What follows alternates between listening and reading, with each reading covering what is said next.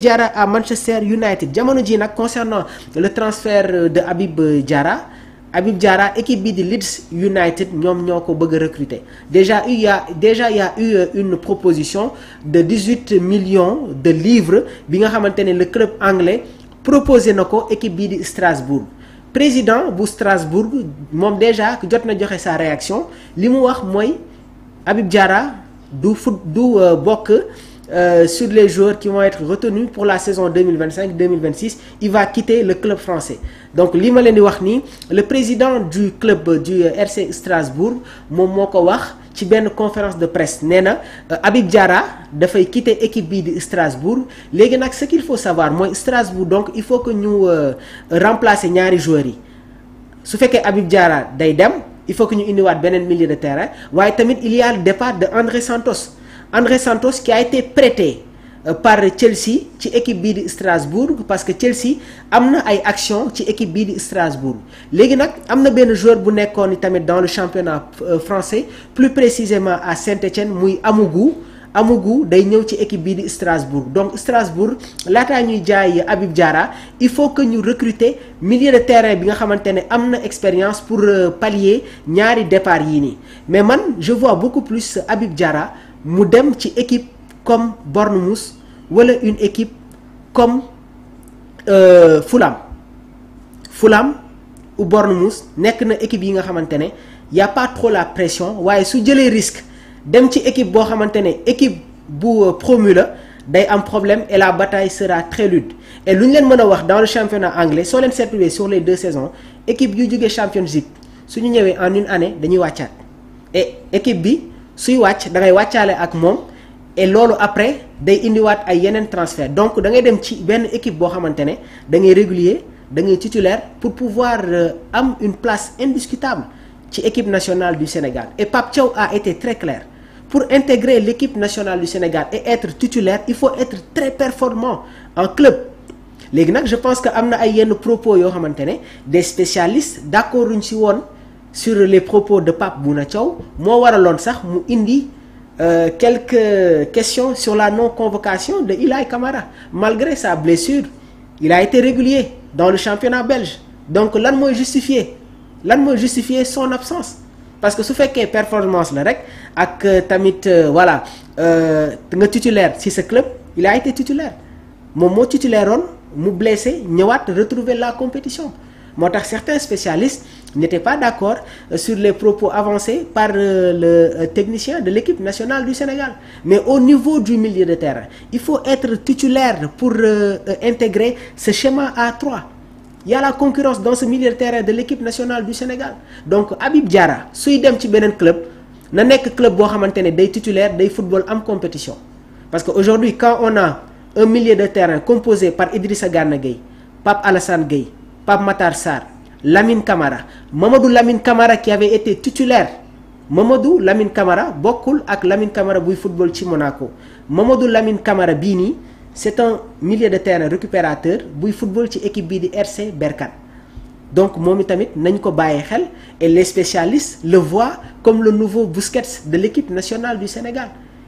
et il y a d'autres milieux de terrain yi nga xamante ne ñi ngi xaar sans pour autant oublier les binationaux donc Habib Diarra su fekkee day quitter équipe bii di Strasbourg na dem football ci équipe boo xamante ne il sera titulaire et bu mu jël risque di football ci équipe yoo xamante ne dañuy jouer le maintien ça peut être très compliqué parce que le championnat anglais maintenant est très relevé donc Manchester United pour le moment rentré wuñu en contact ak tamit ki nga xamante ne moom mooy Habib Diarra Mamadou Sané nee na Nicolas Jackson a le sang chaud il va craquer à Chelsea il faut qu'il retrouve son mentor Unai Emery à Aston Villa je suis tout à fait d'accord l'autre question posée par Moussa mooy quelles sont les infos sur El Hadj Malick Diouf merci Moussa El Hadj Malick Diouf jamono ji mi ngi ba tey ci équipe bi di Slavia Prague mais di semaine bi di ñëw il y aura quelques nouvelles informations parce que Milos Kerkez l'arrière gauche de Bournemouth rejoindre na équipe bi di Liverpool une information officialisée par Fabrizio Romano here we go Milos Kerkez va s'engager avec les Reds de Liverpool léegi nag Andrew Robertson mi nga xamante ne moom moo nekkoon l'arrière gauche indiscutable des Reds jamono ji les Colchoneros de l'Atlético de Madrid bëgg nañ ko recruter parce que Atlético de Madrid am nañu ay arrière gauche mais ay arrière gauche yoo xamante ne ils ne sont pas réguliers muy Javi Galán ak Renildo passé par Lille mais il ne s'impose pas comme un titulaire indiscutable léegi nag je pense que cette année-ci Diego Simeone est revenu sur son schéma 4-4-2 l'année dernière l'Atlético de Madrid évoluait sur un schéma hybride mais cette année-ci Diego Simeone est revenu sur un schéma 4-4-2 donc loolu moo waral actuellement la direction des Colchoneros bëgg nañu recruter Andrew Robertson donc Milos Kerkez va s'engager avec Liverpool léegi dafay am un poste vacant et Bournemouth jamono ji ils sont à la recherche de défenseurs parce que avant-hier jotoon naa leen jox le schéma bi nga xamante ne moom la Bournemouth di footballer avec un schéma 4-2-3-1 année dernière on avait dans les buts Kepa Arrizabalaga Lewis Kok comme arrière droit Zabarnyi Dean Huijsen ak Milos Kerkez au niveau de leur milieu de terrain Christie Adams Patrick Kluivert comme électron libre Semenyo Tavernier ak Evanilson donc cela veut dire que avec le départ de Dean Huijsen Real de Madrid et aussi proposition bi nga xamante ne jóge na ci équipe bi di Paris Saint-Germain qui veut recruter Zabarnyi donc cela veut dire que actuellement Bournemouth seen ñaari défenseurs centrales yi dañuy quitter équipe bi soo si dolliwee Milos Kerkez donc cela veut dire que dañuy dem recruter waat ay défenseurs loolu moo tax jamono ji Bournemouth ñi ngi jéem a rentrer en contact pour dem recruter El Hadj Malick Diouf je le vois bien signé ci équipe bi di Bournemouth et il peut être titulaire El Hadj Malick Diouf a fait de très belles prestations face à cette équipe irlandaise waaye tamit match bi nga xamante ne football nañ ko contre Angleterre il a été exceptionnel et il a cet apport offensif parce que ñoom seen club dañuy football avec un schéma 3-5-2 donc El Hadj Malick Diouf se retrouve comme piston et suñu xool ses performances ak ses statistiques il a marqué des buts il a dérivé des passes décisives loolu moo waral nag jamono ji y a des clubs anglais yi nga xamante ne bëgg nañu attacher les services du défenseur de l'équipe nationale du Sénégal donc posez-moi vos questions El Hadj Malick Diouf est-ce une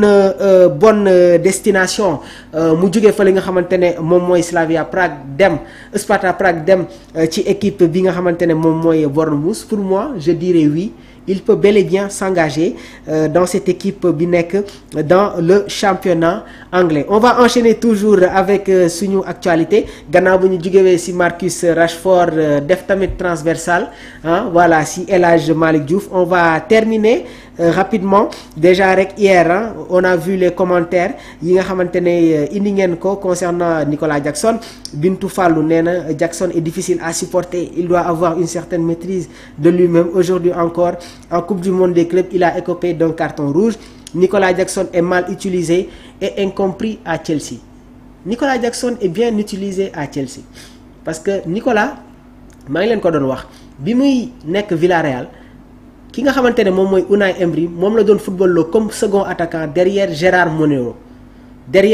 Moreno dañ doon gis Nicolas Jackson muy football comme second attaquant parce qu'il a la capacité de venir chercher la balle faire des orientations jouer sur les côtés et se replacer talent boobu am na ko il est très technique il a une palette technique qui dépasse la moyenne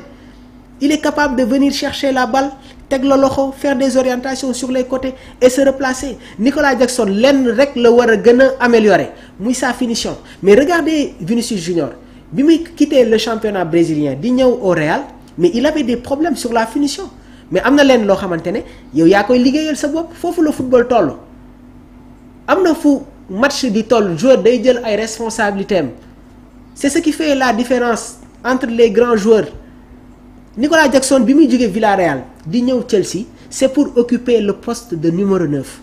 il doit beaucoup plus se performer être lucide dans les derniers mètres c'est ça la réalité et il a cette polyvalence là regardez Karim Benzema au Real moo daan ñëw jël ci bali def des orientations et il est toujours décisif Harry Kane contre le Sénégal comme numéro 10 c'est lui qui venait chercher les balles faire des orientations Nicolas Jackson am na loolu mais le problème mooy la finition donc am na leen loo xamante ne nag yow yaa koy liggéeyal sa bopp c'est un excellent joueur léegi nag critique mënul ñàkk ci football critique mënul ñàkk ci football mais am na ay yenn joueurs yi nga xamante ne amuñu la mentalité et le caractère de transformer les appréciations négatives à une appréciation positive. C'est ça la réalité. Mais un joueur doit prendre ses responsabilités, mais en quittant Villarreal di ñëw fi nga xamante ne moom mooy Chelsea, c'est pour occuper le poste de numéro 9. Kylian Mbappé bi muy nekk Paris Saint-Germain doon évoluer comme excentré gauche, en venant au Real de Madrid xam na ne que c'est pour évoluer comme avant-centre, parce que au Real c'est Vinicius Junior qui joue comme excentré gauche. C'est des choses yi nga xamante ne fii lañ ko fekk léegi nag je pense qu'il doit y avoir une continuité dinañ si ñëwaat donc ce lundi incha allah waaye rek on vous dit juste voilà ce que je peux vous dire mooy on va vous proposer aussi d'autres informations vers 16h 17h donc dinañu ñëw sur la fenêtre mercato donc ñu ngi leen di jaajëfal bu baax a baax lundi incha allah dinañu ibbi bu mu jokkoo bi à partir de 13h gars yi à partir de 13h on va créer une forte communauté déjà rek le lundi incha allah dinañu gën a yaatal les débats on va recevoir des invités yéen fidèles internautes yi nga xamante ne bëgg ngeen ñëw tamit assister au débat de Sport Live 221, vous pouvez me contacter sur le 77 259 46 95 77 259 46 95. Laissez-moi vos messages, vos commentaires, ñu échanger et aussi ce que je peux vous dire mooy lu bëri dinañ ko changer ci biir Sport Live 221. On va accueillir ici de grands joueurs waaye tamit dinañu wàcc sur le terrain dem sur les reportages. Moussa, je vais prendre rapidement ta dernière question. Est-ce que Yann Diouf à Lens s'est avéré? C'est une très bonne information. L'information est officielle. Le gardien de l'équipe nationale du Sénégal, le deuxième gardien, muy Yann Diouf, nekk capitaine ci équipe bii di Stade de Reims. Les négociations sont ouvertes. Lens bëgg nañ ko recruter. Est-ce une bonne option? Est-ce que dafa war a quitter Reims dem ci équipe bi nga xamante ne moom mooy Lens? Ça a été un réel plaisir. On attend vos commentaires. Laissez-nous vos réactions. Donc ñu ngi leen di jaajëfal bu baax a baax Mamadou Sané, Moussa Diouf donc